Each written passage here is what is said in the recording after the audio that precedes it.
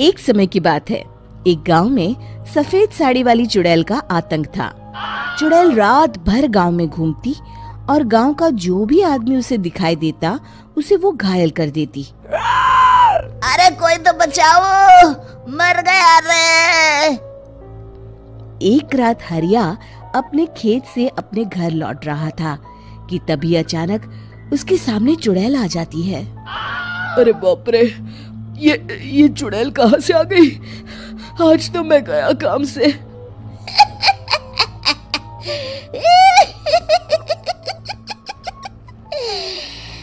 आज मुझे मेरा शिकार मिल गया। अरे चुड़ैल दीदी, मुझे छोड़ दो। जैसे ही चुड़ैल हरिया की तरफ बढ़ती है, हरिया वहाँ से भाग जाता है और अपने घर के दरवाजे पे पहुँचता है। अरे भगवान, जल्दी से दरवाजा खोलो, मेरे पीछे चुड़ैल पड़ी है। हरिया की पत्नी जल्दी से दरवाजा खोल देती है। अरे आप इतना हाफ क्यों रहे हैं? अरे मेरे पीछे चुड़ैल पड़ी है, आज तो मैं बाल बाल बच गया। जल्दी से सभी दरवाजे और सभी खिड़कियों को बंद करके बत्ती बुझा दो। तभी चुड़ैल हरिया के घर के पास पहुंच जाती है। अरे वो आदमी कहाँ गायब हो गया? मैं भी देखती हूँ आखिर कब तक बचेगा। मैं अपने शिकार को इतनी आसानी से नहीं छोड़ती। इतना कहकर चुड़ैल वहां से चली जाती है। वहीं दूसरी तरफ हरिया और उसकी पत्नी दोनों अपने घर की खिड़की से ये सब देख रहे होते हैं। अरे बाप रे, ये तो बड़ी डरावनी चुड़ैल थी। अगले दिन ये बात आग की तरह पूरे गांव में फैल जाती है और धीरे धीरे लोग चुड़ैल के डर के मारे शाम होते ही अपने घरों से बाहर निकलना बंद कर देते हैं। कुछ दिनों के बाद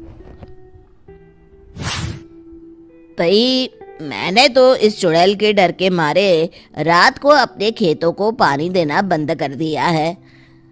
कहीं मेरी फसल सूख गई तो मैं तो कहीं का नहीं रहूंगा। साहूकार का कर्जा कैसे चुकाऊंगा? अरे भाई, पूरे गांव वालों का यही हाल है। पता नहीं ये चुड़ैल हमारे गांव में कहां से आ गई। फिर एक दिन गांव के पास वाली नदी के किनारे एक बहुत बड़े तांत्रिक के आने की बात कुछ गांव वालों को पता चलती है। वो लोग जाके ये बात गांव के मुखिया को बताते हैं। मुखिया जी, नदी के किनारे एक बहुत ही पहुंचे हुए तांत्रिक बाबा आए हैं। हमें उनसे मदद मांगनी चाहिए। मैंने सुना है वो बड़े बड़े भूतों और चुड़ैलों को अपने वश में कर लेते हैं। मुखिया जी सभी गांव वालों को लेकर उस तांत्रिक के पास पहुंच जाते हैं। ओम फट स्वाहा, ओम फट स्वाहा। तभी तांत्रिक अपनी बंद आंखों को खोलकर कहता है, क्या बात है? तुम सब लोग यहाँ क्यों आए हो? मुखिया जी उस तांत्रिक को सारी बात बता देते हैं। अच्छा, तो ये बात है। और तांत्रिक अपनी आंखों को बंद कर लेता है। मैं देख रहा हूँ तुम्हारे पूर्वजों ने बहुत पाप किए थे, जिससे ये गांव अब श्रापित हो चुका है। उसी के फल स्वरूप तुम्हारे गांव में चुड़ैल आई है। ये चुड़ैल बहुत खतरनाक है, ये किसी को नहीं छोड़ेगी। हे भगवान, मर गए रे, अब क्या होगा? तभी गांव के मुखिया जी कहते हैं, बाबा, इस चुड़ैल से हम सबको बचा लीजिए, कोई तो उपाय होगा। इसका सिर्फ एक ही उपाय है। सभी गांव वालों को बारी बारी हर दिन अपनी आधी फसल उस पहाड़ी के ऊपर बनी काली गुफा में छोड़ के आनी होगी। तभी उस चुड़ैल की भूख मिटेगी और श्राप का प्रभाव खत्म हो जाएगा और तुम सब जिंदा बच जाओगे। सभी गांव वाले उस तांत्रिक की बात को मान लेते हैं और वहां से चले जाते हैं। फिर अगले दिन से रोज उस गांव के लोग बारी बारी से अपनी आधी फसल उस काली गुफा के पास जाकर रखाते। कुछ दिनों बाद हरिया की बारी आती है।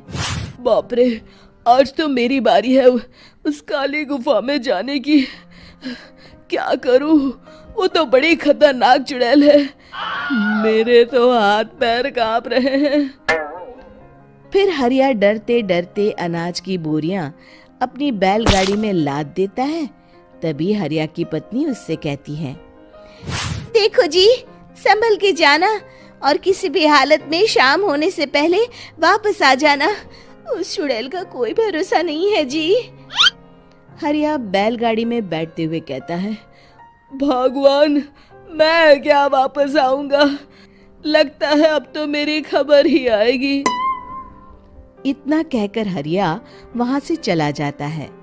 रास्ते में जंगल से गुजरते हुए हरिया की बैलगाड़ी का एक चक्का बड़े गड्ढे में फंस जाता है। हे भगवान, अब ये क्या मुसीबत है? हरिया नीचे उतर के पूरी ताकत से अपनी बैलगाड़ी को गड्ढे से निकालने की कोशिश करता है। बहुत देर मेहनत करने के बाद हरिया की बैलगाड़ी उस गड्ढे से बाहर निकल जाती है। हे भगवान, अब तो शाम होने वाली है। आज तो मैं गया काम से। जैसे तैसे हरिया काली गुफा में पहुंच जाता है। अरे मर गया रे, यहाँ तो चारों तरफ डरावना माहौल है।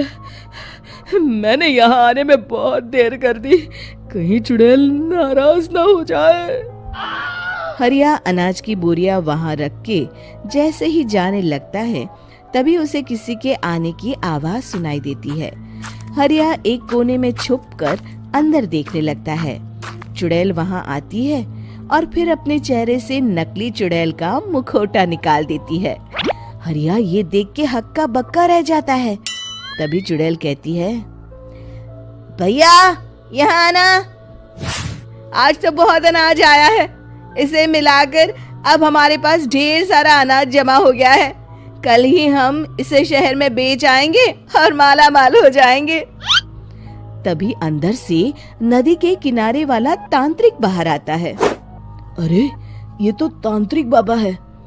हाँ, अब तो हम दोनों की जिंदगी मजे में कटेगी। गांव वालों को बेवकूफ बनाना इतना भी मुश्किल नहीं था। लोग तो तुम्हें सच में असली चुड़ैल समझते हैं। हाँ, तुमने सही कहा। अब ये गांव वाले चुड़ैल के डर से जिंदगी भर इस काली गुफा में अनाज पहुंचाते रहेंगे। अच्छा, तो ये बात है। ये दोनों पूरे गांव वालों को बेवकूफ बना रहे हैं। अभी जाकर सबको बताता हूँ। हरिया उन दोनों की पूरी बातें सुन लेता है और जल्दी से वापस गांव में आता है। गांव वालों को पूरी बात बता देता है। इससे पहले वो दोनों हमारा अनाज लेकर शहर जाए, हमें उन दोनों को पकड़ना होगा। उधर दूसरी तरफ नकली तांत्रिक और नकली चुड़ैल बनी औरत एक बड़ी गाड़ी में सारा अनाज लाद के वहां से निकलने की तैयारी कर रहे होते हैं। जल्दी करो, इससे पहले हमें कोई देख ले। हमें यहाँ से निकलना होगा। और तभी वो दोनों देखते हैं कि सामने से सभी गांव वाले अपने अपने हाथों में मशाल लेके आ रहे हैं। दोनों बुरी तरह डर जाते हैं। रुक जाओ, तुम दोनों का भांडा फूट चुका है। अरे मर गए रे, ये गांव वाले कहाँ से आ गए? तुमने क्या सोचा इतनी आसानी से यहाँ से निकल जाओगे? ये अनाज हमने अपने खून पसीने से दिन रात खेतों में मेहनत करके उगाया है। दोनों मुखिया जी के पैरों में गिर जाते हैं। हमें माफ कर दीजिए, हम दोनों एक नंबर के कामचोर हैं। बिना मेहनत किए पैसे कमाना चाहते थे। हाँ हाँ, अब हम आगे से मेहनत मजदूरी करके पैसे कमाएंगे। हमें कुछ मत करना, हमें छोड़ दीजिए। इतना कह के दोनों गांव छोड़ के भाग जाते हैं और सभी गांव वाले फिर से खुशी खुशी रहने लगते हैं। शिक्षा, तभी तो कहते हैं कि किसी भी समस्या का समाधान केवल सूझबूझ से ही करना चाहिए और कभी हिम्मत नहीं हारनी चाहिए। दोस्तों, हमें उम्मीद है कि आपको हमारी ये कहानी पसंद आई होगी। कृपया हमारे चैनल को सब्सक्राइब करें और सभी अपडेट्स के लिए बेल आइकन जरूर दबाएं। और हाँ, वीडियो लाइक और शेयर करना मत भूलिएगा। Bye bye.